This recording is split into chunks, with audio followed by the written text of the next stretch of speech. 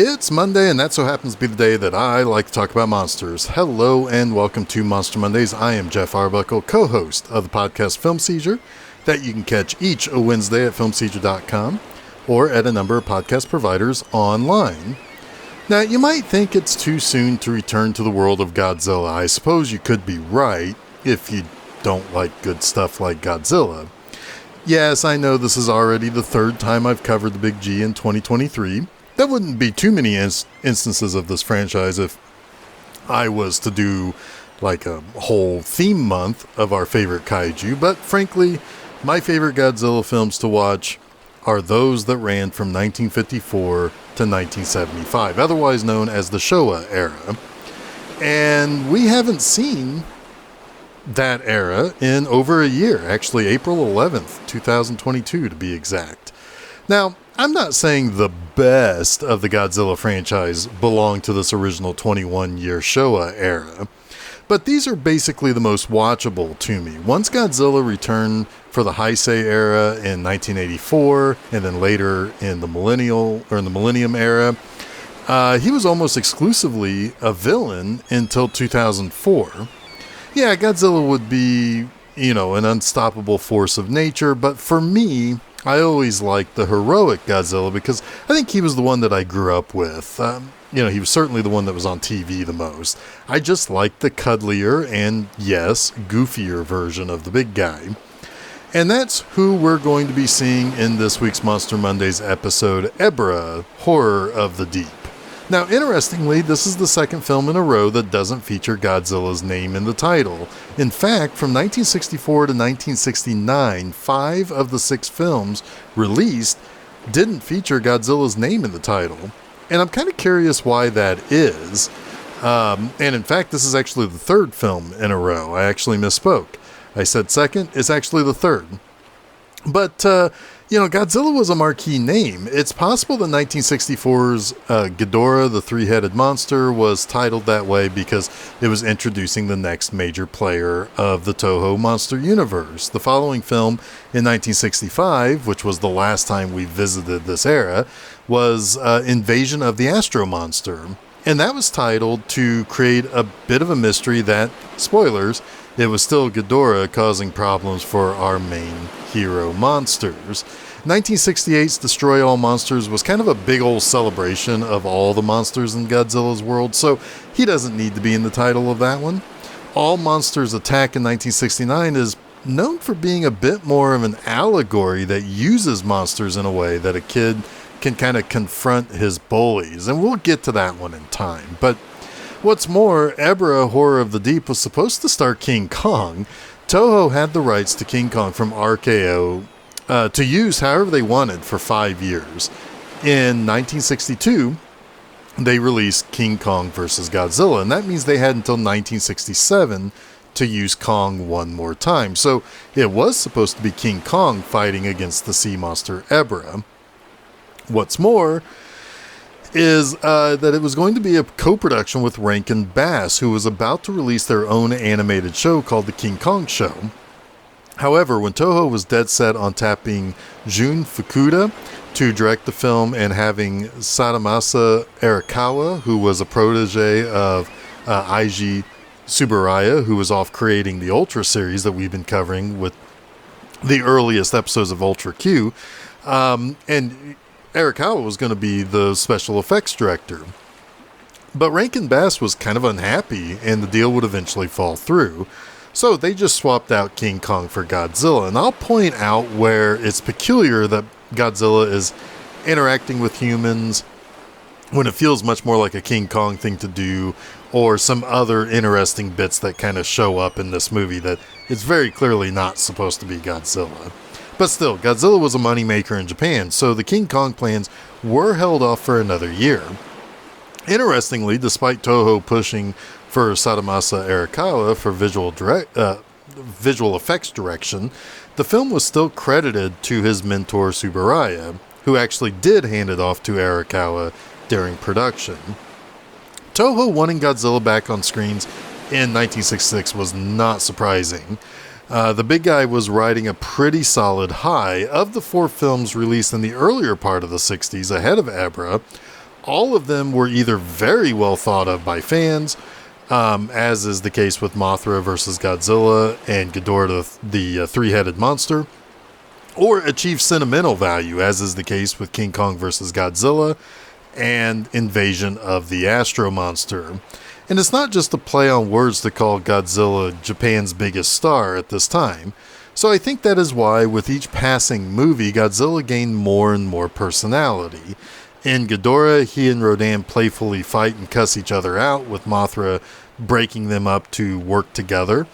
In Astro Monster, Godzilla did his famous victory dance when he and Rodan fought off Godzilla on the alien planet that they were taken to. But after this movie, oh boy, the following movie is Son of Godzilla, and that is either one of the worst or one of the best, depending on how you want to view the movie. Destroy All Monsters is awesome, but Godzilla is kind of like a leader of all the other monsters fighting against Ghidorah in the end. After that, once the 60s came to a close and the 70s dawned, Godzilla movies were weird, man. It wasn't until 1974's Godzilla vs. Mechagodzilla that brought back the seriousness to a certain degree, and while still keeping Godzilla the hero.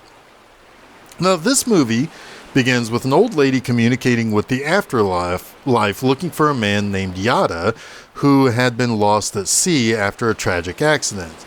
She says that she's still alive, or that he's still alive and somewhere, so it's just up to his brother, who we'll meet here in just a moment, to find him and essentially bring him home. We then meet a trio of young adults who plan to steal a yacht from the local harbor. Now, the trio of young yacht robbers is led by Ryota, who is the brother of Yada. And what they are surprised to find is that there is already someone else planning on stealing the same yacht. A bank robber named Yoshimura. Now, the crew set sail in hopes to, for Yoshimura to get away from the coppers, and for Ryota to basically find out what happened to his big brother. And it turns out that they've sailed for days, but also worry about other reports of other missing boats that have been reported on the news. Soon they run afoul of a nasty storm, but that's not all that they have to be concerned about. The storm causes a mast to fall and destroy the helm. And they also notice a giant lobster claw sticking out of the water near their ship. And the storm has awoken Ebirah, a gargantuan lobster. The crew eventually wash up on a remote island the next morning. Ebirah has destroyed the yacht, but the foursome, which does include Ryota's friends Ichino and Nita, are relieved to find that they have survived, and they begin exploring the island and find coconuts, bananas, and oranges and stuff to feed themselves. As they continue to explore, they are surprised to see a luxury yacht sailing toward the shore of this island. When they try to follow the direction of the ship to flag it down, they discover a port that is full of armed guards and led by a guy with an eye patch. These guys on this island are delivering a shipment of something called X1 to the people on the boat. They also open fire on some what appear to be natives that seem to get a little bit too close to their operations. As the natives try to row away from the armed guards firing at them, the two people on the boat are attacked by Ebirah. The giant lobster doesn't just destroy their rowboat, it also skewers the tribesmen with his claws. So here's the deal. These army dudes are using the more primitive people as slave labor. And if they try to escape, Ebirah will kill them. And I guess the guns the guards use, I guess if the guns that the guards use don't kill them first, Ebirah will get them. But anyway, those who run this place in this military getup are the Red Bamboo, and they're a terrorist organization, something kind of like Cobra and G.I. Joe, as they are well funded and have all sorts of heavy artillery.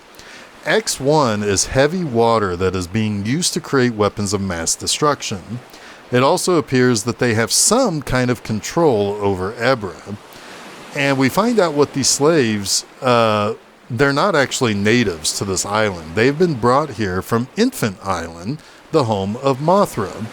and they are patiently awaiting for Mothra to reawaken and decide to basically come over to this island and free her own people.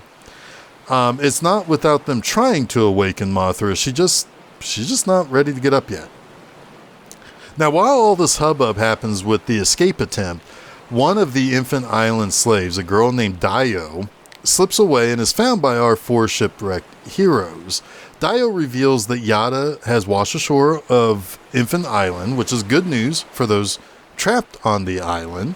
And it's also pretty good that they find a potential ally in the future of this movie, which is a slumbering Godzilla in a cave. And I bet he would be down to do something about Ebirah and these bad guys on this island. Now, Yoshimura, Ryota, and crew sneak off into the Red Bamboo base, and they get discovered, and it's Nita that is ended up captured while Ryota escapes via balloon, and the other 3 are able to go back to the cave where they discovered Godzilla. The 3 remaining heroes decide that they need to try to awaken Godzilla with a lightning rod. Meanwhile, Ryota crashes the Mothra awakening ceremony thanks to that balloon and is reunited with his big brother Yada. We also learn that while Red Bamboo makes nuclear weapons, the Infant Island slaves make this yellow liquid that is used to basically repel Ebirah. That's how they can kind of assert some control over the creature. At the very least, he will not attack them because of whatever this yellow goo is that they're making. Surprisingly, 3 days end up passing as one group waits for lightning to come to awaken Godzilla. Ryota and Yada return to the island, and the slaves, as being led by Nita, are making the fake liquid that will basically be used to attack the ship if anybody tries to leave and come across Ebirah. At least the Red Bamboo guys.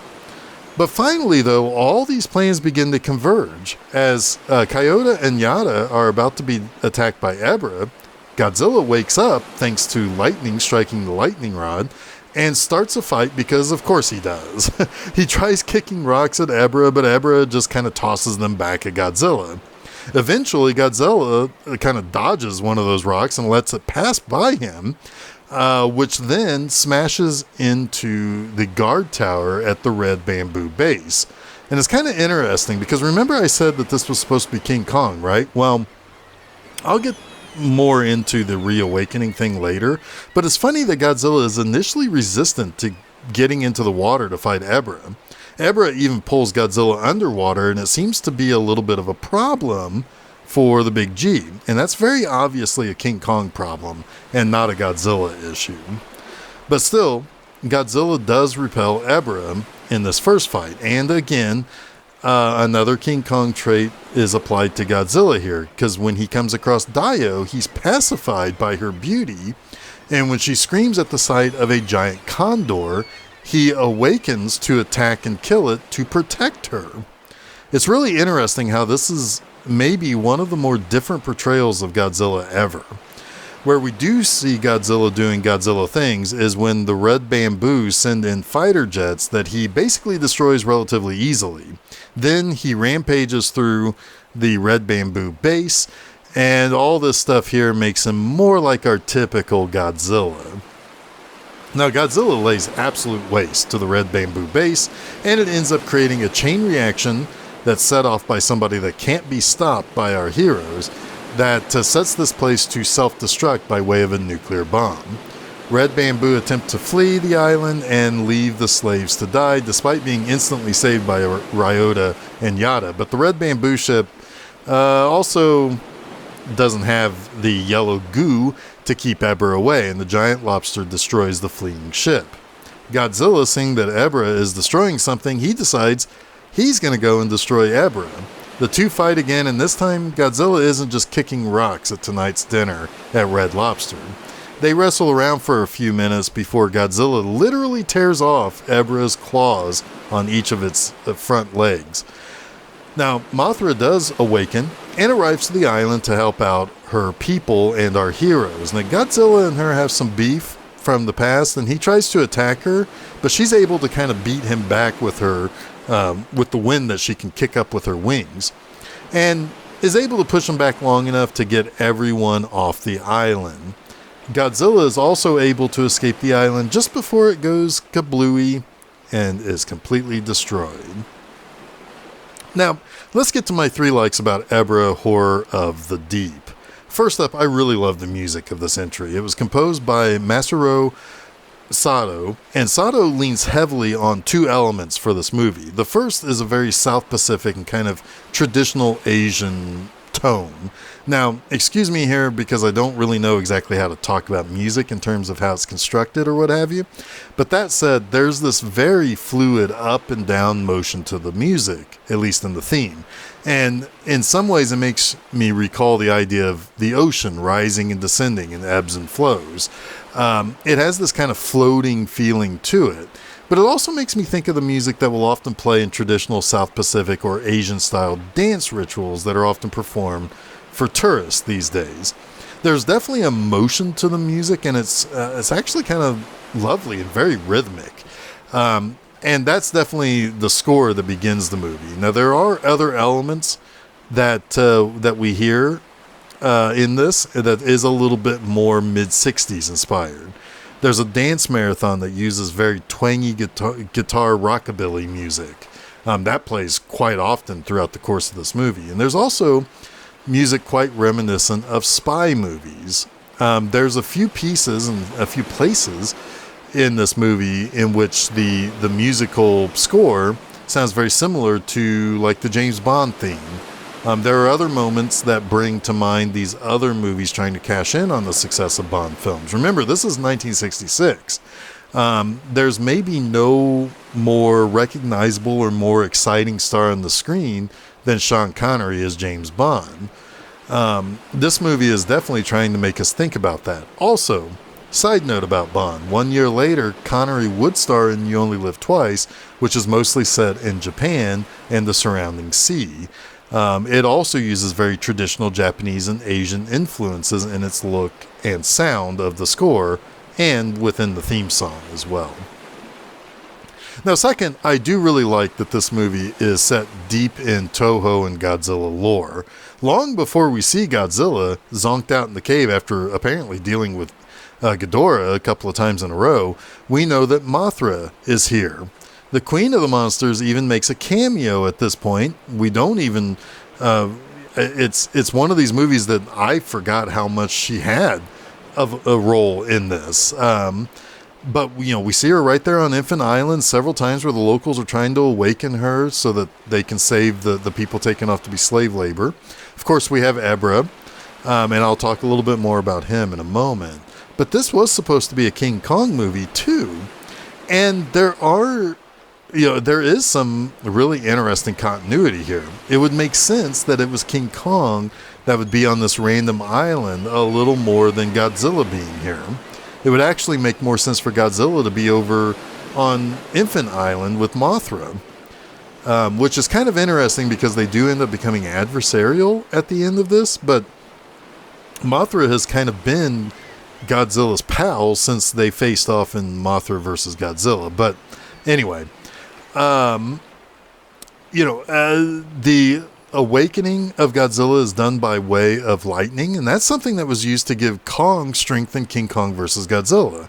That also brings in something else that was going on during the same time, and that's the use of Frankenstein's monster in Toho films. It was supposedly originally going to be Frankenstein's monster instead of King Kong in King Kong versus Godzilla. Again, lightning is a key thing for Frankenstein's monster. These are connections and threads within connections and threads with this movie. And what's more, there's another Toho monster here that, to my knowledge, only ever showed up in this movie, and that's a giant condor named, I think it's named Ukandru? Ukandru, I think is his name. But anyway, Godzilla does away with the condor somewhat easily, but while it takes a while for Big G to show up, we do end up getting him fighting a giant lobster and a giant condor. Oh, and he and Mothra have a brief battle too. Up to this point, I don't think there was a movie in the series quite as dedicated to expanding the universe and lore of Toho's monsters. A couple of years later, even more monsters will be brought together into a single film, but for this, at this time, this isn't that bad. Now, my third like goes directly to Ebirah himself. Look, this is easy. Ebirah looks pretty darn good for this era of Godzilla creatures. He's got kind of this gnarly look about him. Part of that is that the creature really does look like a large lobster. Now, if you ever look at lobsters, like really study what they look like, they ain't pretty. They amount to not much more than bugs in water. Their shape is kind of cool. I'll give them that. But if I'm being honest, the front end of lobsters are kind of the stuff of nightmares. They have these long antennae and those beady eyes, and they have weird mouths that, like crabs, kind of look more at home on their arthropoda cousins, spiders. And oh yeah, they have gigantic pinchers. Like crabs, they will not hesitate to use them, ever, at all. I mean, there's no mystery as to why everywhere from grocery stores to seafood restaurants make sure to use heavy-duty rubber bands on their claws. They will mess you up with those things. So translating these characteristics to Ebirah works really, really well. It also makes it a hard creature to pull off in this era of having people in rubber suits like these giant monster movies did of this time. But it's hard to really kind of see the entirety of Ebirah's body in 1966. So they keep that to a minimum and keep him in water, which also often works. And also makes it hard to have him show up too often. He only ever appeared once more before Godzilla Final Wars, and that was just the stock footage in Destroy All Monsters, where everyone got a chance to appear. When he does show up in Godzilla Final Wars, he had a memorable scene where human mutants defeated him before showing back up later to battle both Godzilla and Hedorah, the small monster, before being killed by Godzilla. Apparently, he was also named in a prequel novel for the Netflix anime trilogies. But yeah, rarely used, but still pretty cool looking, and was the title character in a kind of offbeat entry in the Godzilla franchise. That wraps up this week's Monster Mondays. You can catch new episodes of Monster Mondays each Monday at FilmSeizure.com. Don't forget to follow Film Seizure at Facebook, Twitter, and Instagram, and subscribe to Film Seizure to get both the Film Seizure Podcast and Monster Mondays at your favorite podcast providers, as well as YouTube. You can also check out my website, bmovieanima.com, to read new articles every Friday morning. Next time, we're going to dive into another syndicated horror show that became quite popular for kids my age in the 80s. Come back so I can begin telling you tales from the dark side. Until next week, stay spooky.